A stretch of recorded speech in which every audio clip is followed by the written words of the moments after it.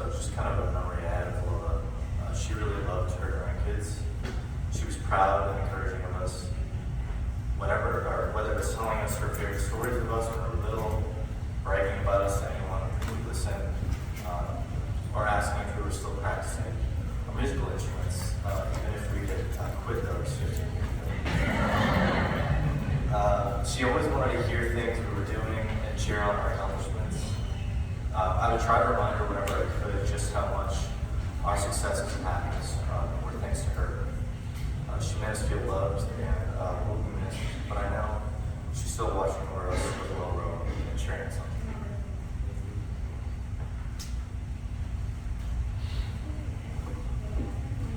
So in the days following Lola's passing, I tried to think of a few simple words that could best describe her life and what it meant to me and likely many of us.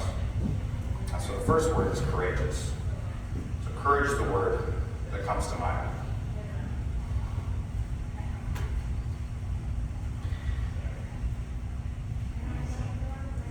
When I try to imagine the experience of moving your life and future halfway across the world, seeking the best opportunities for your children and future grandchildren.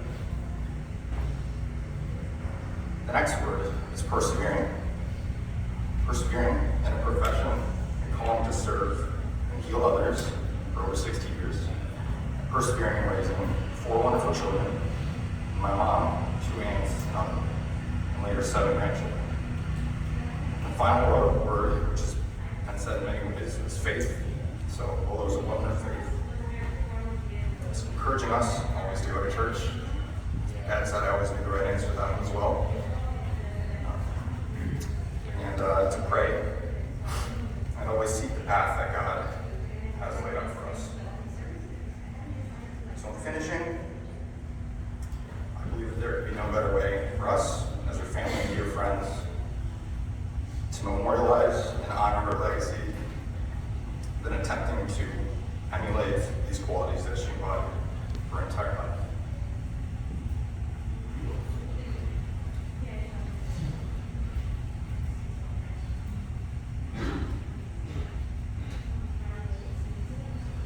Hello, I'm Ariel. I'm one of the grandchildren.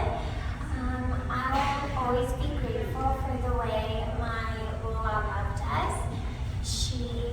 Growing up, she watched us a lot, and she always provided a safe home for us to grow in, and gave my parents peace that they could leave us with Lola and Lola. I'll always be grateful for the attention she always had to my life. She always paid a lot of interest to what I was doing and always asked questions about me. And she also was so generous with her time. I felt like anytime we were together, she was happy to be with me and she was like to be spending time with me. So I'll always be grateful for the way she loved us, and I'm gonna miss her.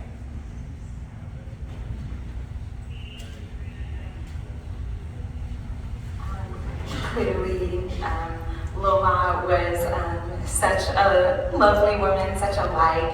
And another thing I'll always remember about her is her laughter. She loved to laugh, and that's where a lot of us really get that quality as well.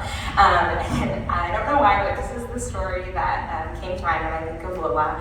She loved the Philippines and was always encouraging us to embrace that part of our culture. And her Filipino accent only came out like sometimes.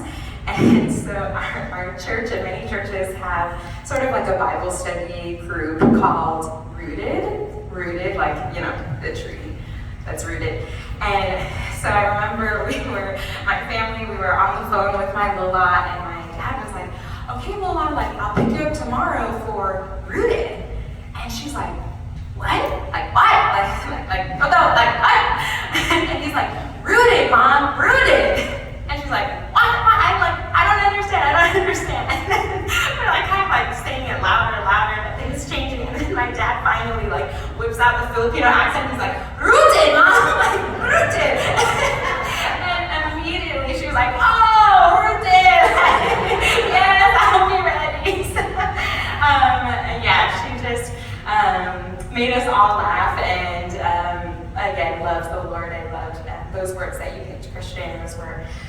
perfect. And there's a beautiful verse written in 2 Timothy chapter 1, verse 5.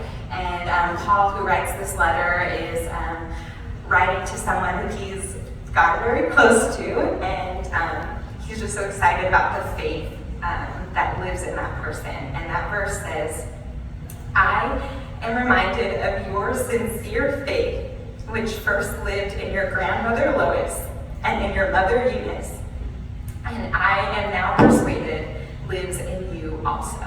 And I'm just so convinced that just like this grandmother Lois kind of gets the credit for living out this faith that is then passed on through more generations, I'm so convinced that Lola is just like this grandmother who passed on the best news and the most important news to all of us. And I'm so grateful that that faith is now what lives in us, and that we get to continue to walk through that together. So, Lola, we're so grateful for you, grateful to the Lord for your life, and we love you.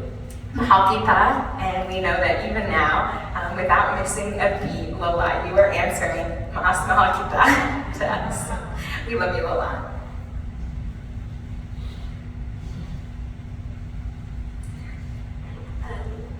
One of the things, I don't should say it's not right. One of the things that I feel we all really loved about our Lola is just her sense of joy.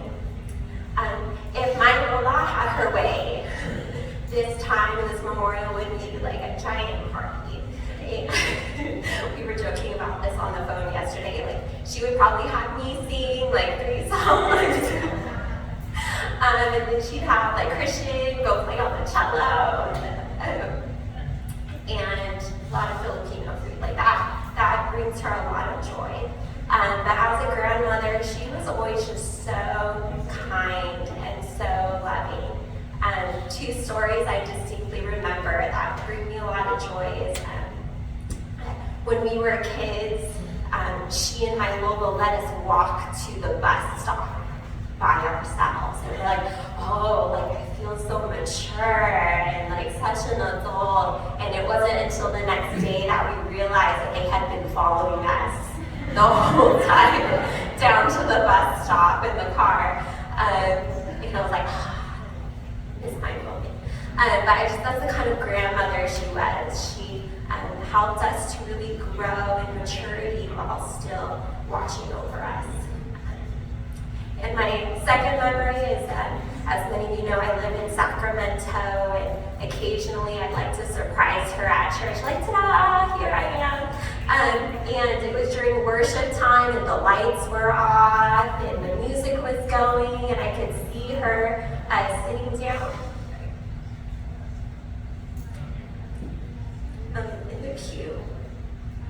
And the top of the pew was right here, and the floor was right here, and I'm like, I'm gonna surprise her. I'm going to jump over the seat. I'm gonna jump over the seat and be like, ta-da, here I am. And so as I was putting the leg over the pew, in the darkness while the music is going, I heard like, I don't know, I was like, oh, like, how'd you know I was here? And that's just kind of like the grandmother she was. Like, I lived miles away, but even then, in the darkness with loud music going, she still knew I was up to no good. And that's just the lucky little lot that we have to, I know that and we will really miss her a lot. Thank you.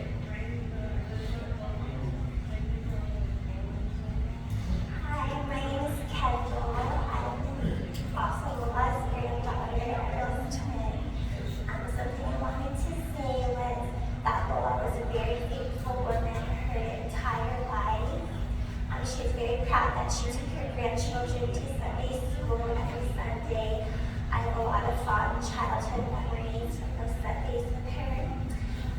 I remember when I was a teenager, I was flipping through the Bible for some reason, and Lola was there, and she told me that I should memorize